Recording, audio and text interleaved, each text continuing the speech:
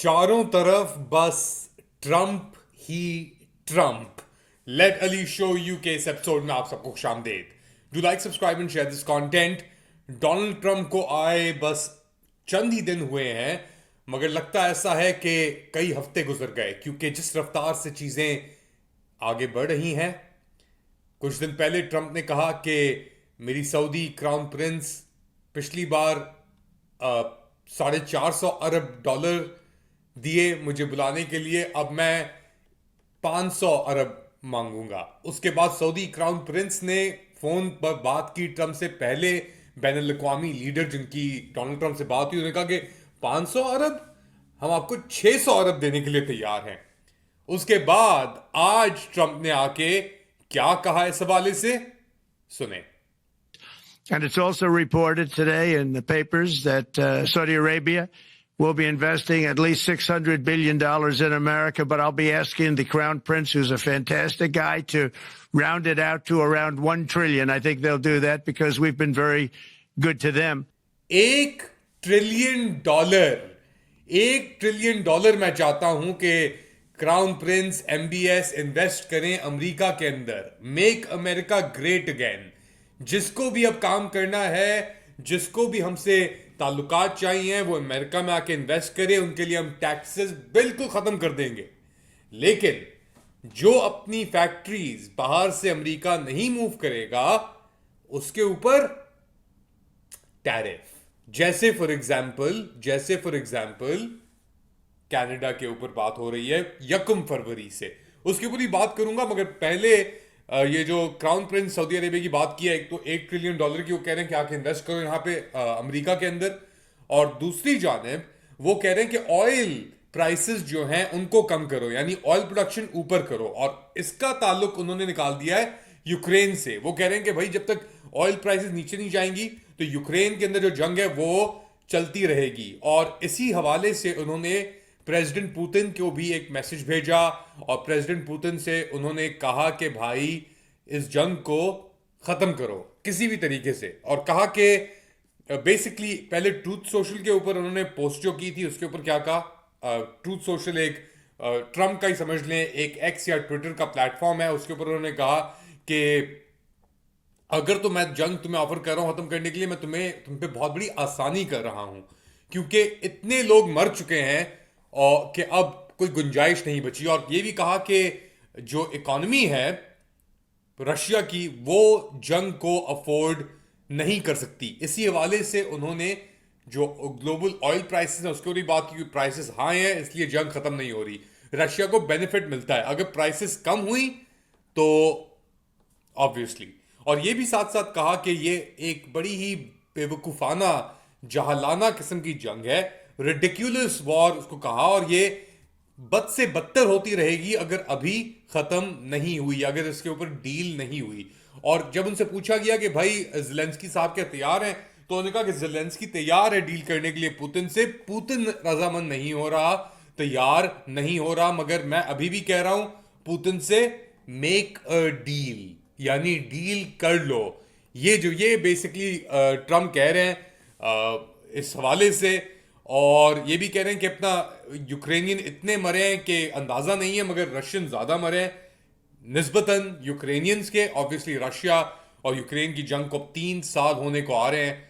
कुछ चंद ही दिनों के अंदर एक्चुअली 3 साल हो जाएंगे। दोनों के अंदर दरमियान जो ये जंग हुई छिड़ी फरवरी के आखिर के अंदर, इसको आप समझ लें। और उसके बाद से ज़ेलेंस्की ने जो भी बेसिकली कुछ दिन पहले स्टेटमेंट दिया, डावोस गया हुआ था वो। अच्छा, इंटरेस्टिंगली डावोस के ऊपर भी उन्होंने, ट्रंप ने एक स्पीच दी व्हाइट हाउस से वाया वीडियो लिंक, और उसके अंदर क्या कहा वो भी सुने। My administration is acting with unprecedented speed to fix the disasters we've inherited from a totally inept group of people and to solve every single crisis facing our country. This begins with confronting the economic chaos caused by the failed policies of the last administration.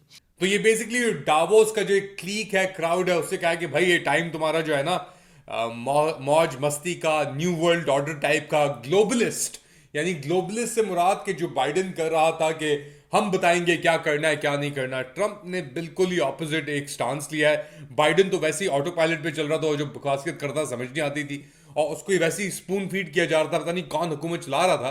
तो अब अपना Trump ने आके ये कहा है Davos से, सुने फिर आगे बात करते हैं। Canada. We have a tremendous deficit with Canada. We're not going to have that anymore. We can't do it. I don't know if it's good for them. As you probably know, I say you can always become a state. And if you're a state, we won't have a deficit. We won't have to tariff you, et cetera, et cetera. But Canada has been very tough to deal with over the years. And it's not fair that we should have a $200 billion or $250 billion deficit. तो Davos से भी खिताब किया।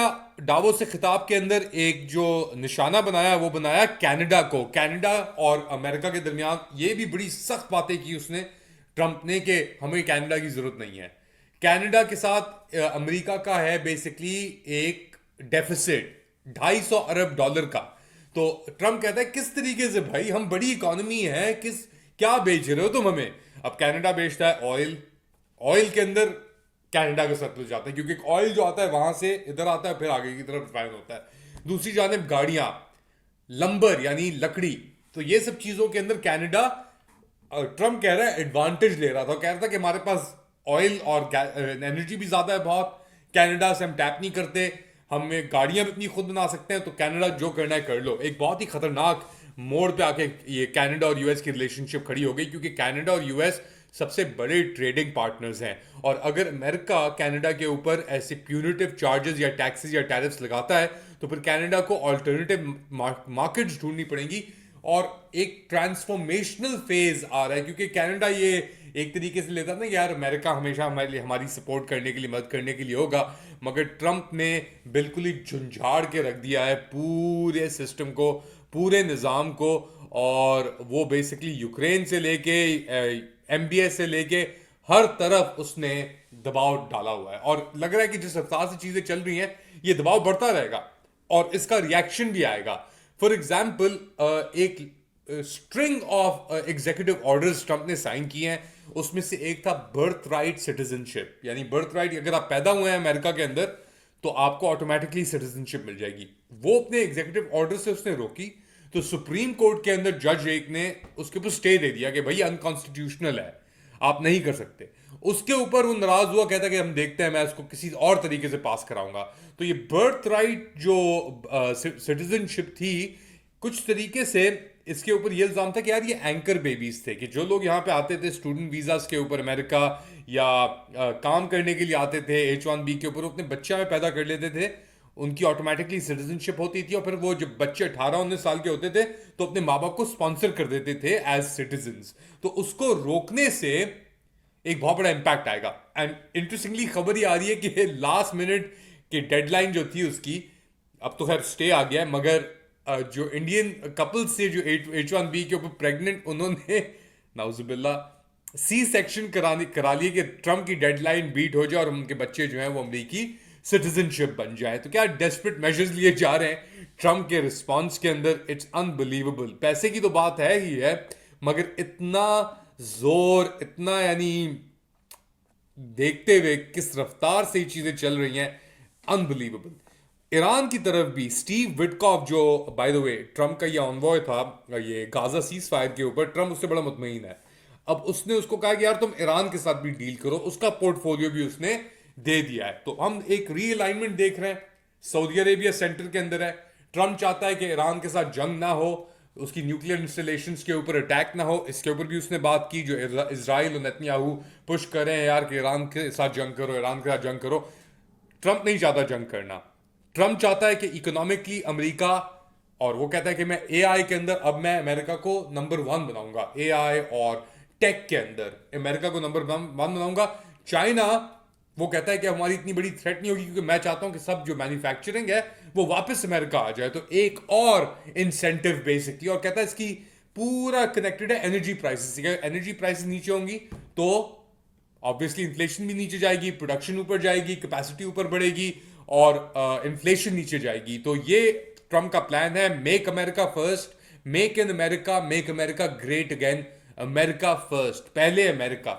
और इसके अंदर अब obviously दुनिया के अंदर जो करवटें आ रही हैं और एक पूरा एक पॉलिसी शिफ्ट जो हम देख रहे हैं, डावोस, बाइडन, ग्लोबलिज्म, ये सब चीजें compare to Trump, Imran Khan के फॉर्चून में भी चेंजेस आएंगी क्योंकि अब चीजें वाज़ेह हो गई ना, लोग अब खुल के आ रहे हैं कि हाउस आर्म सर्विसेज कमेटी के लोग, रिपब्लिकन्स खुल के बोल रहे हैं कि भाई अब बकवासियत करने की जरूरत ही नहीं है, अब फ्री इमरान खान।